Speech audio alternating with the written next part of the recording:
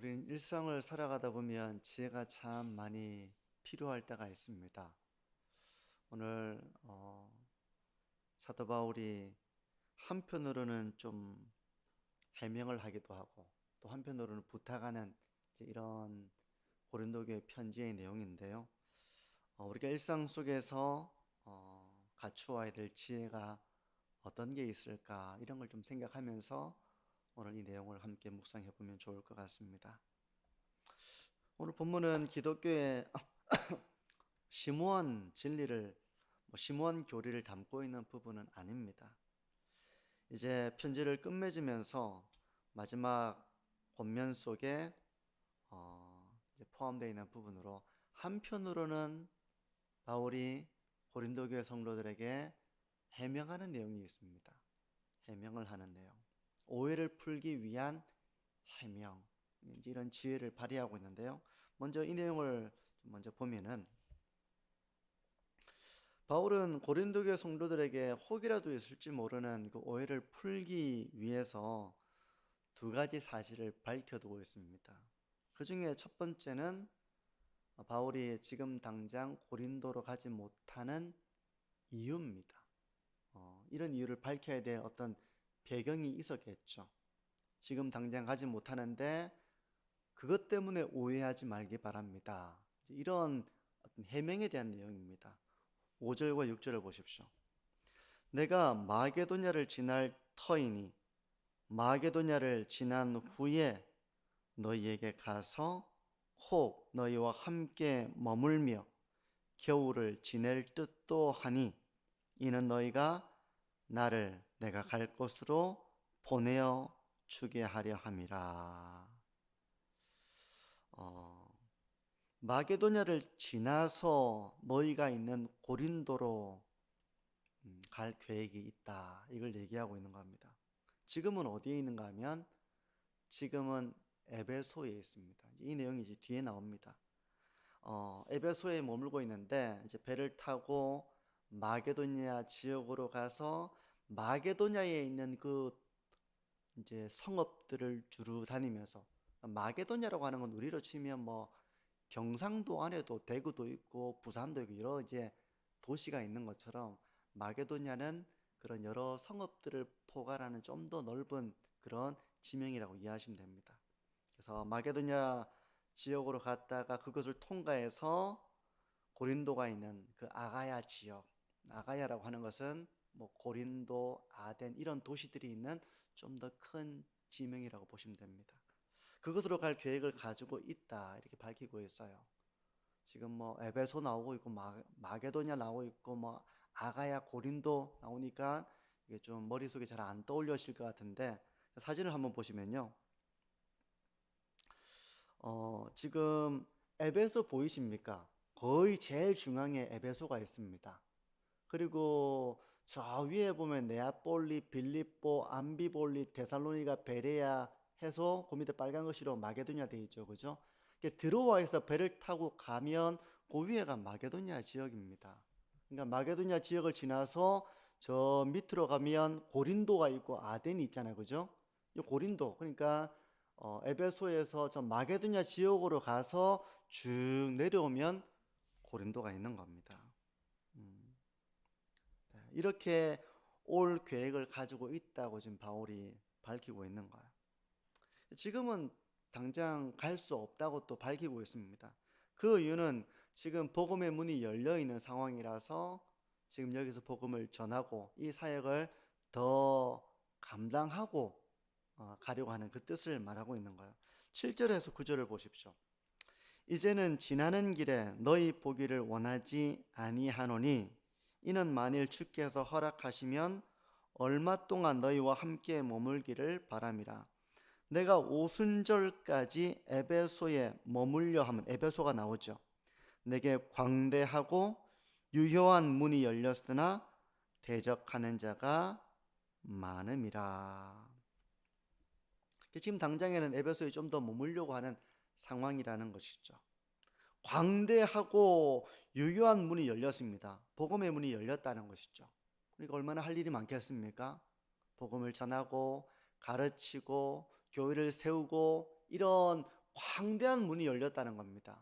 그런데 그와 함께 대적하는 자도 많다고 지금 말하고 있는 거예요. 그러니까 지금 이 가운데서 힘겹게 이 복음의 문이 열린 곳에서 전도하고 복음을 가르치고 교회를 세우고 하는 이 일을 감당해야 하는 상황이기 때문에 지금 당장에 갈 수 없다는 그런 해명을 하고 있는 것입니다. 해명을. 때문에 바울이 지금 고린도에 가지 않는 이유가 혹 고린도에 있는 다른 사람들이 바울을 반대하는 사람들이겠죠. 바울은 진정한 사도가 아니기 때문에 우리에게 나타나지 못할 거야. 바울은 뭔가 캥기는 것이 있기 때문에 우리한테 나타나지 못할 거야. 오지 못하잖아. 이렇게 바울에 대해서 우리가 이렇게 얘기하지만 바울은 해명도 못하고 오지도 못하고, 지금 바울이 그렇게 하는 것은 바울은 진정한 사도가 아니기 때문이고, 바울은 우리한테 설만한 그런 떳떳함이 없기 때문이지 라고 하는 이런 물음에 대해서 바울은 그에 대한 반박으로서 해명을 하는 것으로 짐작하게 됩니다. 굳이 이제 이런 얘기를 하는 것은 고린도 교회의 배경 속에서 분열되어 있고 바울의 사도권을 의심하고 있고 바울을 공격하고 있고, 그런 가운데 지금 고린도에 오지 못하는 것은 뭔가 바울이 떳떳하지 못하기 때문일 것이다 라고 하는 그런 주장에 대한 해명으로서 내가 너희들에게 가기를 원한다. 하지만 당장에는 복음의 광대하고 유효한 문이 열려서 이 대적하는 자가 많은 이곳에서 내가 머물며 복음을 전하고자 한다. 하지만 때가 되었을 때 내가 마게도냐 지역을 지나서 너희에게 갈 거야. 그때 겨울을 너희와 함께 보내고 싶어. 이런 이야기를 하고 있는 것입니다. 바울이 참 많은 공격을 받았습니다. 고린도 교회에서. 이제 고린도 후서로 가보면 바울에 대한 그 공격이 얼마나 심했는지를 또 짐작할 만한 그런 바울의 심경들이 많이 나타나는데요. 그럼에도 불구하고 바울은 고린도 교회를 포기하지 않습니다. 이렇게 바울을 반대하는 사람이 많고 바울을 비판하는 사람들이 많고 하는데도 바울은 두 번이나 이 서신을 보낼 정도로 고린도 교회에 대한 그런 애정을 가지고 있었습니다. 이것이 바로 자녀를 포기하지 않으려고 하는 그런 부모의 마음이라고 이해할 수 있겠죠. 바울은 자신이 고린도에 가지 못하는 이유를 밝히면서 또 하나 해명을 하는데요. 아볼로도 지금 고린도에 가지 못하는 그 이유를 바울은 밝히고 있습니다. 12절을 보십시오. 형제 아볼로에 대하여는 그에게 형제들과 함께 너희에게 가라고 내가 많이 권하였을 때 지금은 갈 뜻이 전혀 없으나 기회가 있으면 가리라. 이런 말을 하는 배경 속에는 누구는 아볼로파, 누구는 바울파, 누구는 게바파, 이런 어떤 당파 분열이 일어난 가운데에서 바울과 아볼로의 관계가 불편했을 것이다. 이런 어떤 그런 비난, 공격이 있었던 것으로 보입니다. 하지만 이 내용을 통해서 바울은 아볼로와 아주 좋은 관계를 유지하고 있다는 것을 보여주는 거예요. 비록 고린도 교회에는 여러 파들이 나눠져 있었지만 정작 당사자인 바울과 아볼로는 전혀 분쟁의 그런 관계 속에 있지 않았기 때문에 두 사람은 여전히 좋은 관계를 유지하고 있었습니다. 그래서 바울은 여러 번이나 아볼로에게 이야기했다는 것이죠. 지금 고린도 교회에 분열이 있고 또 그대와 나 사이에 이런 서로 파가 나눠져 있고 이러니 당신이 가서 좀 그 오해를 해명해주고 교회를 좀 잘 이렇게 세워줬으면 좋겠다라고 하는 뜻을 몇 번이나 밝혔지만 아볼로 역시 갈 만한 상황이 안 되었던 것으로 보입니다. 뭐 때문에 이렇게 여러 번 뜻을 전했음에도 불구하고 아볼로가 가지 못했는지 여기 다 드러나지는 않지만, 하지만 기회가 있을 때 그도 갈 것이다. 이렇게 이야기를 해주고 있다는 것이죠. 그러므로 아볼로가 고린도에 가지 못하는 것은 바울과의 어떤 불편한 관계 때문이 아니라는 것을 이제 해명하는 것입니다. 아마도 당시 고린도 교회의 그 분쟁과 또 바울의 사도권을 의심하는 그런 현실 속에서 바울이 고린도에 가지 못했던 것은 다른 이유가 아니라 선교 사역으로 인한 것이며, 아볼로 역시 바울과의 불편한 관계 때문에 고린도에 가지 못하는 것이 아니다. 바울과 아볼로는 여전히 좋은 관계를 가지고 있고 동료 관계를 이루고 있고 그렇게 서로 연락을 주고받고 있는 긴밀한 관계 속에 있는 동력자다라는 것을 이렇게 밝히고 있는 것을 보면 고린도 교회는 이런 해명이 필요했던 것으로 보인다는 것입니다. 아마도 우리 성도님들도 뭔가 오해를 하실 때도 있겠죠. 서로에 대해서 오해를 하실 때도 있는가 하면 저에 대해서 오해를 하실 때도 있고 또 우리 교역자들에 대해서도 오해를 가질 때도 있을 수 있습니다. 얼마든지 그럴 수 있잖아요. 그런 때에는 충분히 당사자의 어떤 해명을 통해서 오해가 되지 않고 확인을 해볼 수 있겠죠. 그죠? 확인을 안 해본 채로 의심을 하고 있다거나 오해를 하고 있다거나 그랬을 거야 라고 우리가 생각해서는 안 되겠죠. 충분히 그 해명을 들을 수 있는 기회를 가져야 되겠죠. 제가 알기로 우리 교회 전사님들은 그런 오해를 살 만한 부분이 별로 없을 거라고 생각합니다. 음, 뭐 진실하지 않다거나 사려 깊지 않다거나 경솔하다거나 이런 것에 대한 오해를 가지지는 않을 거라고 저는 생각해요. 하지만 그럼에도 불구하고 얼마든지 오해할 일은 생길 수 있습니다.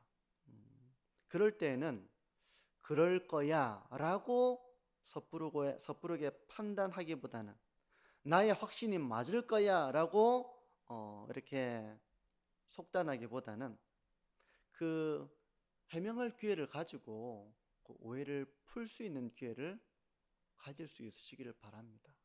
아마도 들어보시면 그런 일은 내가 오해를 했겠구나 라고 하는 것이 아마 대부분의 성도님들 관계 속에서도 그런 경우가 대부분일 거라고 생각해요. 저희 교육자들에 대해서도 저는 그렇게 하시기를 바랍니다. 얼마든지 오해할 수 있는 상황들이 바울에 대해서 그랬다면 얼마든지 그럴 수 있겠죠. 그런가 하면 어떤 때는 해명을 못할 때도 있습니다. 제가 성도님들이 만약 오해를 하신다고 할 때 제가 해명을 하면 되겠지만 해명을 못할 때도 있습니다. 그럴 때도 있겠죠. 우리 성도님들은 뭔가 이렇게 해명을 듣고 싶은 때도 있으실 것입니다. 그런데 그 해명을 하는 과정에서 누군가에 대한 일들을 밝혀야 될 때는 제가 해명하지 못할 때도 있어요. 그럴 때도 있습니다. 성도님들은 그 해명을 듣기 위해서 제가 그것과 관련된 많은 사람들이 누가 이런 얘기를 했고 누가 저런 얘기를 했고 이렇게 다 해명하면 저는 해명에서 벗어날 수 있겠죠. 근데 그 가운데에서 또 어떤 사실들을 새롭게 접하면서 또 다른 오해와 어떤 갈등이 불어날 수 있는 상황이 될 때는 제가 해명하면 저는 벗어나더라도 제가 이야기하지 못할 때도 있습니다. 때로는 해명해서 오해를 풀 수도 있겠지만 때로는 해명할 수 없는 상황도 있다는 것을 우리가 헤아릴 수 있어야 됩니다. 우리 성도님들 가운데도 마찬가지겠죠. 해명하지 못한다고 해서 뭔가 할 말이 없고 뭔가 이렇게 잘못한 게 있기 때문에 해명을 못하는 것이다 라고 생각할 수도 있겠지만 사실은 해명하는 과정 속에서 또 다른 사람들과 관계가 어려워질 수 있기 때문에 해명하지 못할 때도 있는 것입니다. 여기까지가 해명과 관련된 이제 바울의 내용입니다. 바울은 현재 에베소에 있고 사역을 위해서 현재 당장 고린도에 갈 수 없습니다. 하지만 나중에는 기회가 되면 가겠다는 약속을 하고 있는 거예요. 아볼로와 역시도 바울은 갈등이 없다는 것을 내비치고 있습니다. 그 역시 사역 때문에 현재 갈 수 없는 상황이라는 것을 알리고 있고, 나중에 이것을 확인한다면 아볼로로부터 얼마든지 확인할 수 있겠죠. 정말 바울과 몇 번이나 그런 이야기를 들었습니까? 네, 들었습니다. 이런 어떤 기회가 있겠죠.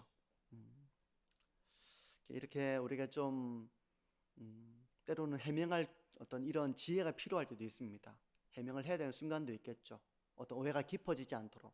하지만 어떤 때에는 뭐 저나 또 어떤 부서장이나 그런 위치에 있는 분들은 더 많은 정보를 가지고 일일이 모든 것을 다 밝히지 못하는 상황도 있다는 것을 성도님들이 좀 이해하시면 좋을 것 같아요.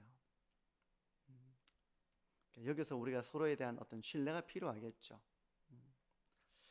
바울은 이렇게 혹이라도 있을지 모르는 오해를 차단합니다. 해명하는 것이죠. 고린도 교회 성도들에게. 그러면서 이번에는 한 가지 부탁을 합니다. 그건 어떤 부탁인가 하면 자신에 대한 부탁은 아니에요. 디모데에 대한 부탁을 합니다. 10절과 11절을 보십시오. 디모데가 이르거든 너희는 조심하여 그로 두려움이 없이 너희 가운데 있게 하라. 이는 그도 나와 같이 주의 일을 힘쓰는 자임이라. 그러므로 누구든지 그를 멸시하지 말고 평안히 보내어 내게로 오게 하라. 나는 그가 형제들과 함께 오기를 기다리노라. 바울을 잘 부탁한다는 이제 그 이야기를 하고 있는 것입니다. 디모데가 고린도에 이른다면 여러분 디모데를 잘 맞이해 주십시오. 그가 두려움 없이 여러분 가운데 거할 수 있도록 해 주십시오. 그를 멸시하지 말고 평안히 나에게까지 올 수 있도록 그를 대해 주십시오. 라고 하는 부탁을 하고 있는 거예요. 이런 부탁을 해야 되는 그 정황을 한번 생각해 보자면 지금 고린도 교회는 여러 분열들이 있었고 그 분열의 중심에 나는 바울파, 나는 아볼로파 뭐 이런 이제 그 어떤 따르는 지도자들이 달랐고 이런 상황 속에 있었기 때문에 바울과 친밀한 관계에 있었던 디모데가 고린도 교회에 간다면 이 디모데를 그냥 순수하게 대하지 못하는 어떤 색안경을 끼고 디모데를 대하는 그런 일이 일어날 수도 있었을 것입니다. 괜히 디모데를 멸시한다거나 괜히 그를 위협한다거나 그를 공격한다거나 하는 그런 일이 있을 수도 있는 상황이었기 때문에 바울은 그런 일이 일어나지 않았으면 하는 마음에서 이 부탁을 하는 것입니다. 이런 부탁을 해야 되는 바울의 마음은 어떻겠습니까? 이런 상황이 안 생겼으면 좋았을 텐데 이런 구차한 부탁까지는 안 해도 될 그런 상황이 되었으면 좋겠는데 또 고린도 교회에는 이런 상황이 필요했기 때문에 바울은 이 부탁을 하고 있는 것입니다. 우리가 그럴 수 있잖아요. 어떤 교회는 목회자와 교역자를 통해서 어떤 아픔을 겪은 그런 교회들이 있잖아요. 그죠? 그런 교회들은 새로운 교역자와 목회자가 와도 상당히 불신을 가지고 있는 경우가 많습니다.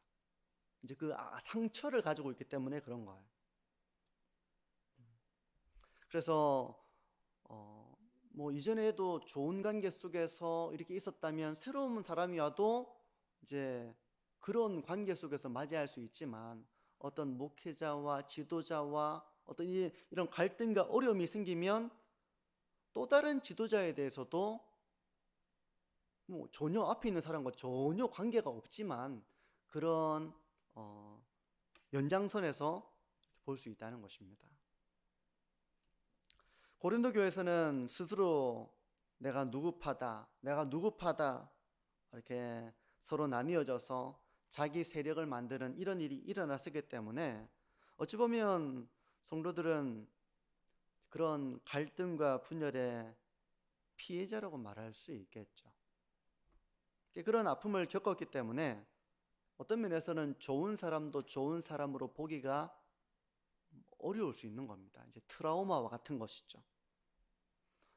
고린도 교회는 이런 스스로 이렇게 막 분열을 일으키고 자기의 어떤 세력을 구축하고 그러면서 아픔만 남기고 떠나가는 이런 사람들이 있었는지 지도자에 대한 어떤 이런 불신을 가지고 있었던 것 같습니다. 이런 분위기 속에서 디모데한 염려를 가지고 있는 거예요. 바울은 그가 두려움 없이 지내도록 하고 평안히 거하다가 나에게로 올 수 있도록 하고 그를 멸시하지 말고 그렇게 잘 대해줬으면 좋겠다, 이런 마음을 전하고 있는 거예요.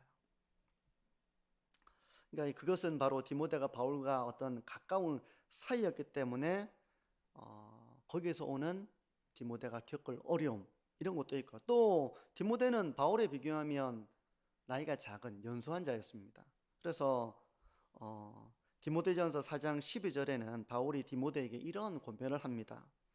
누구든지 내 연소함을 업신여기지 못하게 하고 오직 말과 행실과 사랑과 믿음과 정절에 있어서 믿는 자에게 본이 되어 라고 말하고 있거든요. 바울은 이제 디모데에게도 이런 당부를 하고 있는 것입니다. 네가 비록 나이가 적지만 네가 나이가 적다는 이유로 업신여김을 당하지 않도록 너는 훨씬 더 말에 있어서, 행실에 있어서, 그리고 사랑과 믿음과 정절에 있어서 본이 되는 삶을 살아야 된다. 네가 목회자라고, 네가 교육자라고, 네가 선교사라고 네가 이렇게 본이 되지 못한다면 네가 권위 있게 사역할 수가 없을 것이다 라고 하면서 부탁도 하지만, 고린도 교회는 부탁도 하지만 디모데에게는 네가 어디로 가든지 네가 그런 업신여김을 당하지 않도록 권위 있게 사역할 수 있도록 늘 본이 되는 그런 삶을 살아야 한다 라고 이렇게 바울이 권면을 하고 있는 것입니다. 그러니까 혹시라도 있을 그런 일에 대한 염려 때문에 바울은 이 당부를 하고 있는 겁니다. 디모데를 위해서 부탁하고 있는 거예요. 오늘 말씀은 아주 신학적으로 깊은 교리를 담고 있는 그런 내용은 아니지만 바울의 지혜와 바울의 그 사랑이 엿보이는 그런 본문입니다. 바울의 지혜는 혹이라도 생길지 모르는 그 오해를 미리 진실하게, 진솔하게 이야기함으로써 그 오해를 차단하려고 하는 그런 노력을 기울이고 있는 거예요. 이런 바울의 노력은 바울 개인의 어떤 위태로움을 염두에 둔 정치적인 처세술이 아니라 고린도 교회를 위한 그런 배려였습니다. 그들이 오해하거나 그들이 상하거나 그들이 어떤 이런 갈등 가운데 있지 않게 하기 위한 그런 배려로서 바울은 이런 이야기를 하고 있는 것입니다. 그리고 고린도 교회가 많은 어려움 가운데 있고 자기도 공격받고 있는 상황이지만 그럼에도 불구하고 이 고린도 교회를 돌보려고 하는 그런 영적인 아버지로서의 그런 마음에서 바울은 이런 해명과 또 이런 수고를 하고 있는 것입니다.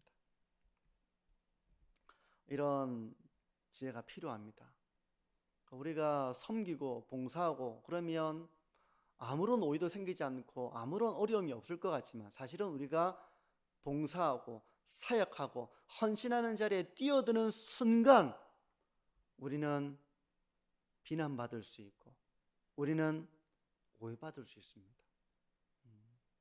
그런 일이 왜 생기지? 내가 봉사하는데 싶지만 우리가 참 많은 이제 그런 걸 견뎌야 되는 순간도 있고 또 인내해야 되는 순간도 있고 그럼에도 불구하고 사랑으로 안아야 되는 순간도 있고 더 그런 오해가 되지 않도록 지혜롭게 해명해야 되는 순간도 있고 난 모르겠어 이렇게 끊고 싶은 유혹이 들 때에도 이런 노력과 수고와 사랑으로 품어내는 이런 상황들이 필요할 때가 참 많이 있습니다. 그게 바로 이제 영적으로 지도자, 영적인 아버지, 영적으로 성숙한 그런 봉사자에게 주어져 있는 사역의 현장이 그런 것입니다. 성도 여러분, 교회 사역을 하시고 봉사하는 가운데서 이런 일을 겪을 때 이제 난 그만할래?